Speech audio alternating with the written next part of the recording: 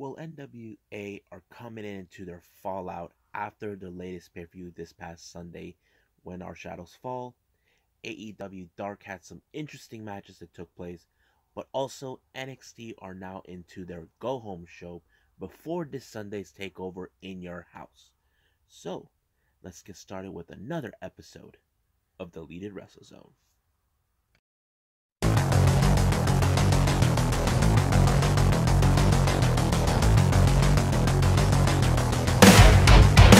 Are you ready? Get up, get up! Get up, get up! Get up, get up! Get up, get up! Get up, get up! Get up, get up!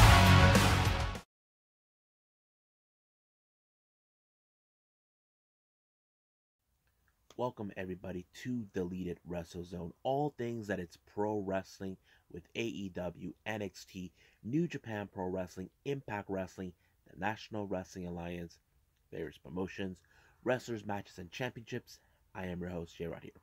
So let's begin with the latest NWA Powerrr. Now, before any of the matches begun or whatever is happening on NWA Powerrr, Billy Corgan has a blockbuster announcement. But however, standing a little next to Kyle Davis, the interviewer, is someone who we all know, former WWE superstar Mickie James. But this is the blockbuster announcement that he put out, that they will be returning to St. Louis later on in August from the 28th, the 29th, the 30th, and the 31st. However, he did state it that the first pay-per-view will be an all-female show. And producing this all-female wrestling show is none other than Mickie James. And this is something I feel now it makes perfect sense. If you guys remember, not too long ago, Mickie James pitched this idea to WWE, but apparently they shot her down because they think it will not generate money. Now, she took maybe, I'm not sure if I watch this clear, the shot that it will not just generate money, it will also make women's wrestling matter. As you know, there have been some critical things that happen in the women's wrestling. It doesn't matter in which promotion. But I would have imagined it that NWA would be that promotion to do that. But she said that she would like to have the best of the best, especially if you're non-exclusive wrestlers. You know, if you're working with these promotions, but you don't have any exclusive contracts with them. So I can't wait to see when that's happened. I will put a pin on that. Now, the beginning of the show, we all knew Joe Galli. He was excited to see Camila finally becoming the NWA Women's Champion. But of course, he had to deal with the nonsense coming from Strictly Business. First, it was Tom Latimer, Camila's boyfriend, and then Adonis, and now Aldis. As you know, Aldis had some issues with Joe Galli because he questioned him, and of course, Aldis treats it like it's a conspiracy. But to stop Joe Galli from making things worse for himself, Tim Storm stepped up and he tried to make things cleaner for Aldis, even though he doesn't want to answer. But he does believe that it's only a matter of time, that sooner or later, Strictly Business will have all the gold. So that is their primary goal. As you know, Adonis and Latimer were unsuccessful obtaining the tag team titles. But we'll see where they're going to go with this one. Now, as you know, I mentioned this before.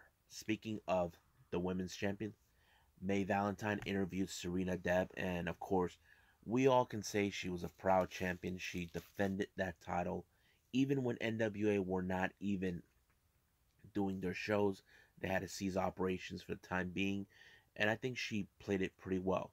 Now, if you guys know this or not, I think she's still under contract with AEW, but I'm not sure how it is with their status. But I have to do more research on that when I get a chance. Now, the first match is, of course, for the national television title between Luke Hawx and the Pope. Apparently, this is one of those important matches that's being played out. The reason is this. There's a certain amount of there's about 7 matches that the television champion has to win. And if he was able to get all 7 wins, then more likely he will have an opportunity of the NWA World Heavyweight title. And I think he might have a few more left. I'm not sure. But he was able to beat the clock to defeat Luke Hawx. Now, there was a promo merch going on between May Valentine and Kyle Davis, but some masked wrestlers showed up. Now, we don't know who he is. He didn't formally introduce himself. He didn't mention who his names, but his true intentions at all this. But apparently it was revealed that Billy Corgan sent him there. So basically, not a lot of information. This is nothing compared like the question mark. But we'll just wait and see where they're going to go with this down the line. Next, we have is a women's match. We have Taryn Terrell versus Lady Frost. Now, Taryn has the kind of person who played mind games. She was playing mind games with Lady Frost, including the same thing with other women in the wrestling events, basically like Thunder Rosa and Melina. But however, somehow she weaseled her way out to trick Lady Frost and allowing herself to win. Next up is another interview with Tyrus and Austin Idol. As you know, they're still trying to make good on their promises that Tyrus will become champion. But however, this guy, I never heard of him, named Black G's, he shows up saying that he's willing to discuss business with both Tyrus and Austin Idol. Now, I don't know what type of business, but this is going to be a very interesting storyline that's going to be built up. Now, we do get another interview coming from May, but this time is from the guy who we all know he should have been the World Heavyweight Champion. It's still unclear if he will get another shot, because recently I did fail to mention that, what's his name? Nick Aldis has a deep heated issue with Billy Corgan trying to control the entire event, control the entire NWA, even control him. But we'll see what happens when it happens. But however, we get a tag team match with The End, Perro and Odison taking on the La Rebelión, Mecha Wolf and vszia. This was a good tag team match, one of the best ones I've ever seen. But however, the match ended at double count out. But it appears that this rivalry between these two factions, these two teams, will not come to an end whatsoever. Then we jump into a coronation for Camille, as you know. But even Melina tried to crash the party. Genocide decided to intervene and tell her this is not the right time. As you know, Melina and Camille do have a history. Apparently, Melina does not like the fact that that Thunder Rosa lost to her. But the previous event, we did know that Thunder Rosa was close. But we still don't know if they will have another opportunity. All we got to do is wait and see when that happens. So let's keep moving forward.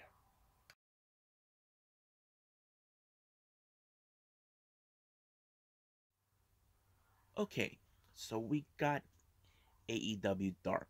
As you know, it's opened up with Lance Archer versus Zicky Dice. It's been a while since I've seen Zicky Dice. If you guys know this or not, Zicky Dice's last promotion he was in was NWA. He had some issues with his payment during the pandemic, and of course he moved from LA to Georgia.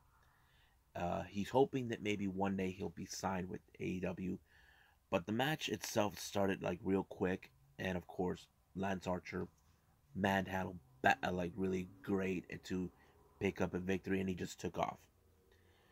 Then we jump in with another build-up story. As you know, Matt Hardy has some deep heated issue. As you know, back in the day in the Attitude Era, we've seen the rivalry between the Hardy Boys and Edge and Christian. So this is like a reintroduction of their feud, but this time we are not going to have the Hardy Boys. We're not going to have Edge and Christian. So this is what's happening. It's just going to be Christian and Matt Hardy. But however, he did have little talks with TH2, mining their services as mercenaries to take them out once and for all. And that's going to happen on Dynamite, I think. The next match we have is Abaddon versus Willow Nightingale. Now, Nightingale, she seems like she could have had everything under control, but with Abaddon, who is someone from the dead, refused to stay dead. Yeah. So basically, that's what happened. I don't know what kind of move she used on Nightingale, but it was unorthodox, but it was effective. So she won her match, and we'll keep on going on that. Next match we have is Cesar Bononi along with the Wingmen taking on this huge guy named Cyrus. That match was great. I have to say, even though Cyrus, he's a jobber, but it played pretty well. A huge guy taking on a huge guy. So it kind of fits in the mold. But however, somehow Cesar Bononi was able to overcome this guy and allow himself to win the match. Then we got Angelico versus Matthew Justice. I mentioned him before from GCW. The match was alright, but it ended in the favor of Angelico when he put him in a submission to make him tap out, and that's exactly what he did. So, Angelico won by submission using his famous submission move. Next up we have is Dante Martin, who in the main event is going to face Matt Sydal, a guy that he looked up to. This is like the battle of the generations between the old and the new. So I can't wait to see how this one's going to go down. Next match we have Tay Conti along with -1 taking on Natalia Makova. But it was a good match. As much as I love Tay Conti, what she can do, she is an amazing competitor. It's only a matter of time when we see her one day getting another shot of the AEW Women's World Championship. And of course, she won her match beautifully. Next up is a tag team match. We have Chaos Project, Luther and Serpentico taking on JP and Tommy Daly. Now you can know that with Chaos Project they use unorthodox techniques when, of course, Luther uses Serpentico as a weapon, and that's exactly how they won. The unorthodox techniques. So it kind of worked in their favor. That's what I like about the Chaos Project. They are like the bit of the odd couple. We had an interview with Joey Janela. Now, recently we have been noticing Joey Janela's attitude is changing. Now, I'm not sure if he's turning heel. Recently, he was been hanging out with Alex Marvez, and then of course, Sonny Kiss comes out, asking him if he can be out there for him because he knows that his match he's facing Aaron Solo of the of the Factory, who we all know what's gonna happen. But of course, Joey Janela said he was gonna be there, but he wasn't. He ditched Sonny Kiss.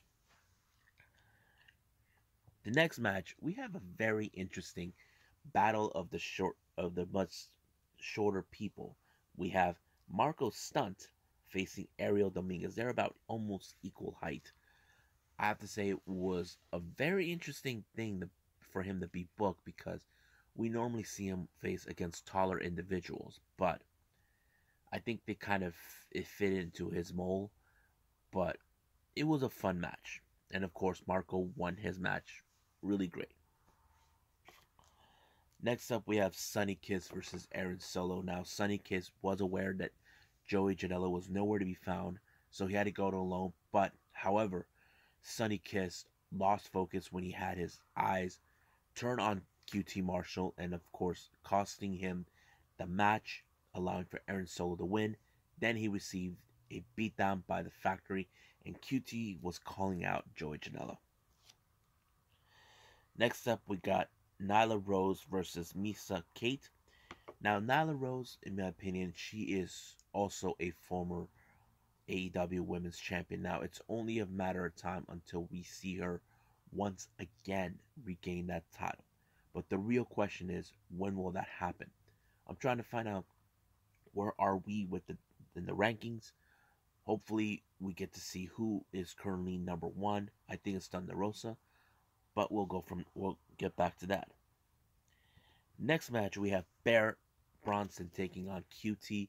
Now you would have assumed that Bear Bronson had the edge because of his abilities, but no, it was QT to finish him off with the Diamond Cutter, allowing himself to win and try to prove the one person who doubted him, and that is Tony Schiavone.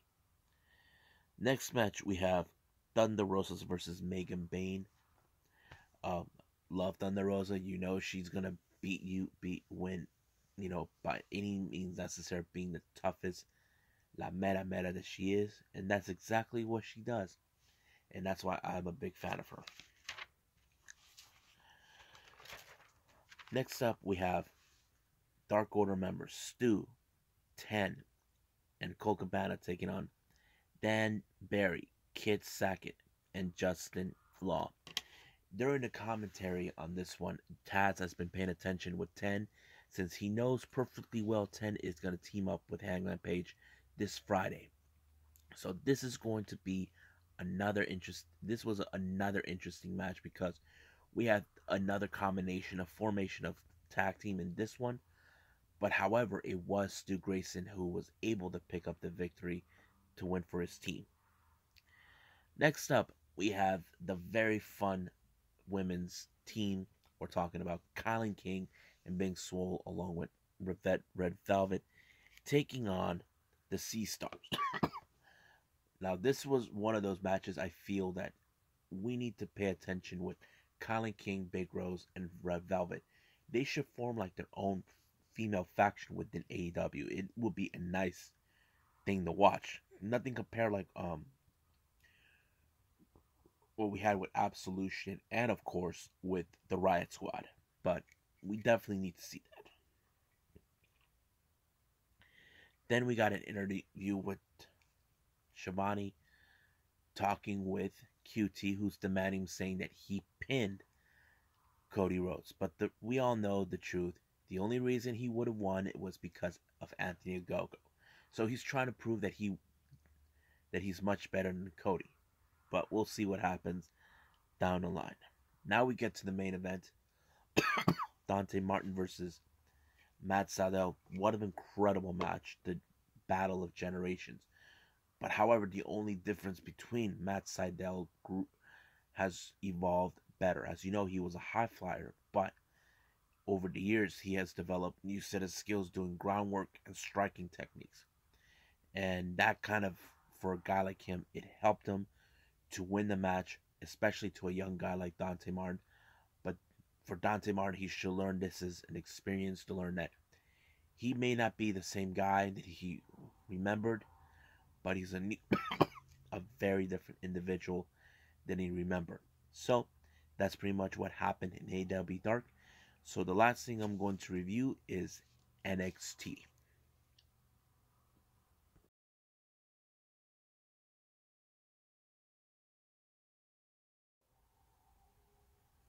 Okay, so this is the final go home show before NXT Takeover in your house. So a lot of things took place. So let's go from start to finish. The first opening match was Austin Theory taking on Oney Lorcan. Now this match was booked because of what happened last week. Oney Lorcan had the audacity to speak up to saying that Pete Dunne should have won the match if it wasn't for, of course, Adam Cole. And then Austin Theory felt the same way. So this is like more of the battle of the seconds. Who is wrong and what? However, the match was so brutal that even Pete Dunne came out, and so did Johnny Gargano. But however, Austin Theory was no match for a brutal, like a old school brawler like Oney Lorcan. And that's pretty much what happened. But much between Gargano and Dunne is far from over. Next up we have is Legado de Fantasma, who is still not happy with the results of what happened last week, especially when he got pancaked by Bronson in that wall. And Bronson had a little fun with it, tried to repeat it, and of course he called him out. MSK come out to the rescue, but however, the stakes are now higher. Legado de Fantasma issue a challenge against Bronson Reed and MSK. Winner takes all. So basically, the North American Championship and the Tag Team Championship will be on the line at the same time. Legado de Fantasma versus Bronson Reed and MSK. This is going to be a very interesting match. Next, but as soon as this whole thing was set up, Hit Row showed up, made their presence known, but as you know, Hit Row do have their sights set to win any championships in their way. But however, they need to deal with Killian Dane. Isaiah Scott has to deal with Killian Dane. This was a match where we're seeing now how Hit Row is becoming effective as a new stable faction. However, it did show like we still don't know which title Swerve will be getting his hands on, but that's another conversation for another time.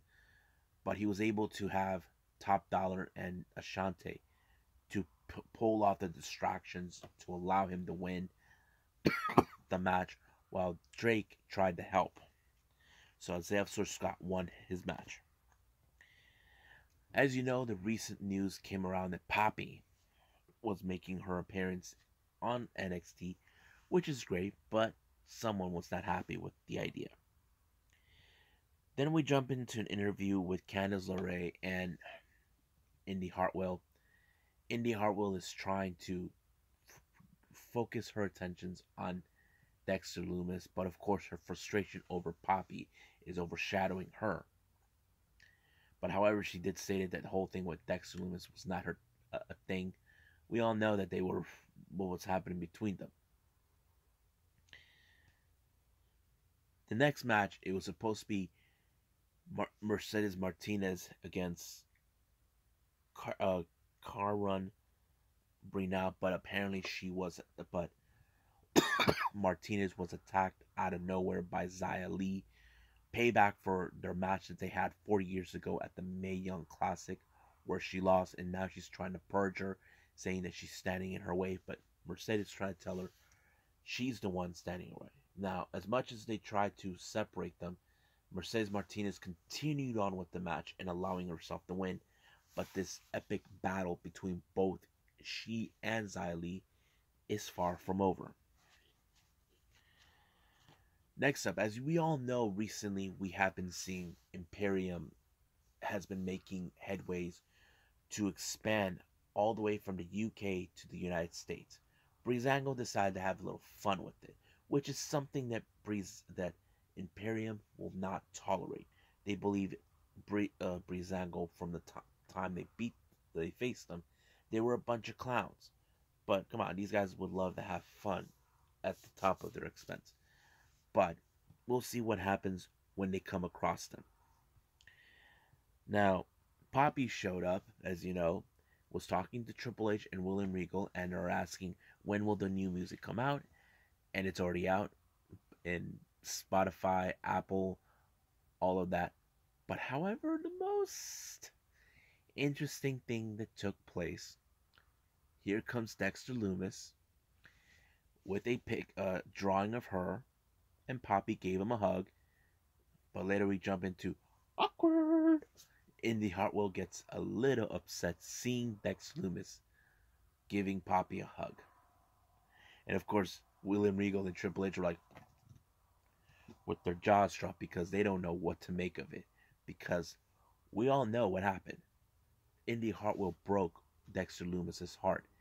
Candice LeRae wanted this to end, but now things are getting a little worse. So basically, Indy Hartwell may lose focus on this.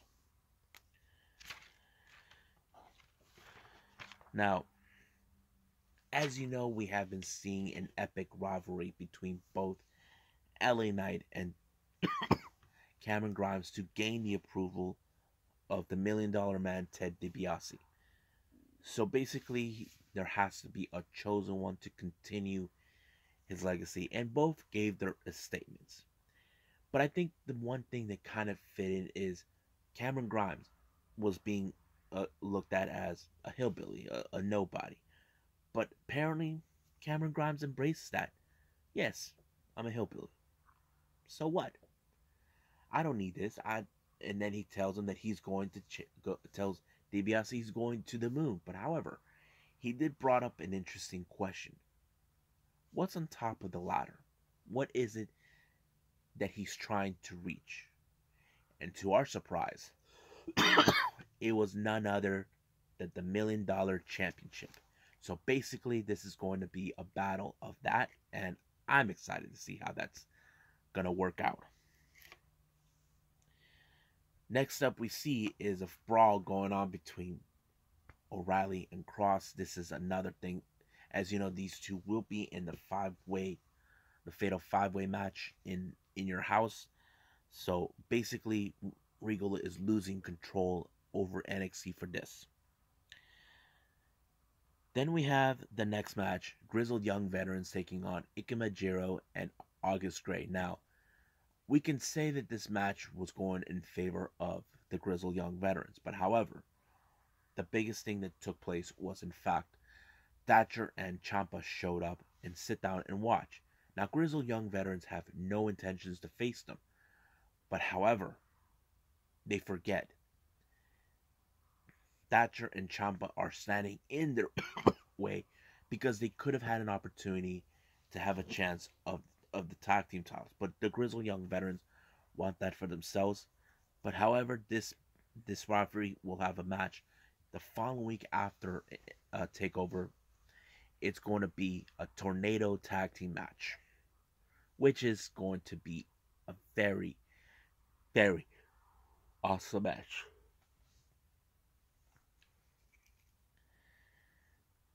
Now, recently we have noticed Bobby Fish, since his return, he has a new focus. Only Lorcan was trying to break his arm, so this time Bobby Fish is hunting him down. So this is going to be a very interesting thing to watch. Now, because of Poppy's arrivals, it drew the attention of Candice LeRae, irritated. She even called her out. But however, Poppy had an ace up her sleeve, and that ace was the return of the genius of the sky, Io Shirai, which was awesome.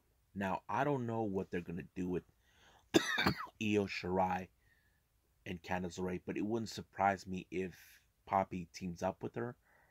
But it would be a very interesting story how it would build up. Now, as soon as we see this, we set up for the main event.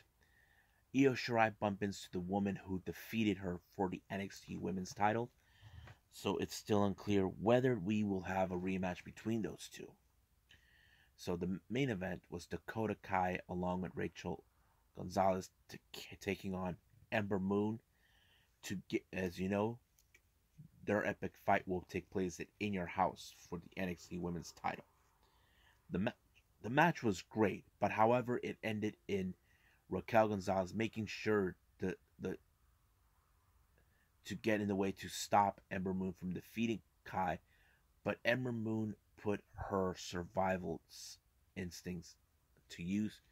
She took on both of these women, and she put Raquel Gonzalez not one, but two eclipse. So, is this the sign that we may see a new NXT Women's Champion? I don't know. Now, however, because of what's been going on all day with the NXT title, Karrion Kross called out all the competitors involved. Each of them was pleading a case against Kross. So basically, you have Kross, OReilly, Dunn, and Gargano right there. But Cole outsmarted everyone. He said he wasn't there, but he initially was. But even Kross told Regal he lost control of NXT long ago. But the real question is, did he? And now they're saying there's reports that could say that NXT has now become the new Attitude Era. Don't know if I could agree with that until I see more things that took place. But however, back to the whole thing, Adam Cole was the only one that outsmarted everyone. But could we see him become two or three-time NXT champion? Well, we just gotta wait and see. Well, I hope you guys enjoyed this episode, me reviewing NWA Powerrr, AEW Dark, and NXT. But there's still more to come. Wednesdays, as you know, there's nothing goes on, but I'll throw in some Japanese wrestling for all of you so I can review them. Don't know what they will be, but it will be just... I'll just wing it. Or just surprise you. But for now, I'll see you guys in the next DWZ time. Same DWZ channel. I must bid all of you adieu. So goodbye. Mwah. And have a nice day. Bang.